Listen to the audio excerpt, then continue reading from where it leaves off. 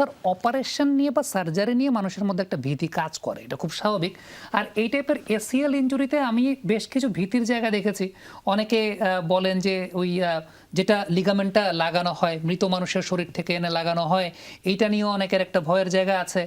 কিংবা বাহ্যিক সৌন্দর্যের জায়গাটাও নষ্ট হয়ে যায়, সেটা নিয়েও অনেকের ভয়ের জায়গা আছে।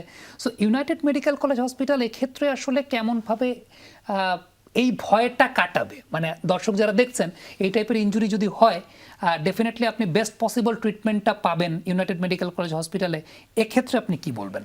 এটা ইনশাল্লাহ সবাইকে আমি ইনশিওর করতে পারি, আপনারা এরকম কোনো অসুবিধায় পড়লে অবশ্যই ইউনাইটেড মেডিকেল কলেজে আসবেন।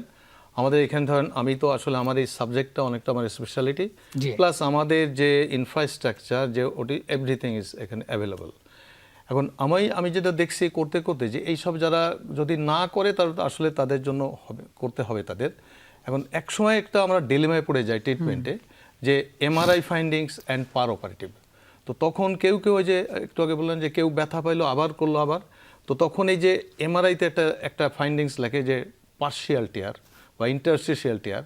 এই সময় হয় কি পার্শিয়াল টিয়ার বলতে একটা ব্যাপারটা একটাও বোঝা মুশকিল যে সেটিকে কত পার্সেন্ট ছিঁড়ছে। ধরেন একটা লিগামেন্ট, এর যদি 100টা ফাইবার আছে, তার যদি 10টা ফাইবারও পার্শিয়াল, 80টাও ফাইবার পার্শিয়াল, তখন তার যদি 80 ছিঁড়ে যায়, লিগামেন্টটা ইন্ট্যাক্ট আছে, সে হয়তো হাঁটতে দৌড়াইতে পারে কিন্তু ওই ব্যথা হয়, ঠিক পুরোপুরি খেলতে পারে না।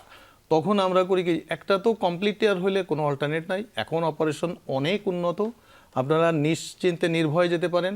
একেবারে আমরা লেটেস্ট যেটা এটা সম্ভব আমাদের এখন এই হাসপাতালে, শুধু এখনও ঠিক সিনথেটিক গ্রাফট এখনো আসে নাই, হয়তো চেষ্টা করতেছে পৃথিবীর, আমাদের দেশে তো নেই। সিনথেটিক আসলে আরও সুবিধা হবে, তখন হয়তো আমাদের আর এর নিজের লিগামেন্ট নিতে হবে না। তবে অটো লিগামেন্ট অনেক ভালো। আর আমি এখন বললাম পেরোনিয়াস লঙ্গাস নিলে পোস্ট অপারেটিভ রিহ্যাবিলিটেশন খুব ভালো। তো এই জন্য যখন ওই যে কতটুক ছিটছে এটা করি কি, আমাদের যখন অপারেশনের তখন রোগীকে আমরা বলি দেখেন আপনি চলেন, আপনি একটা ডায়াগনস্টিক আর্থ্রোস্কোপি করব। সব প্রিপারেশন নিয়ে আমরা প্রথমে স্কোপ বলি, ক্যামেরাটা দেওয়ার পরে আমরা সব স্ট্রাকচার দেখতে পারি এবং একটা একটা করে দেখি এসিএল, পিসিএল, মেনিসকাস।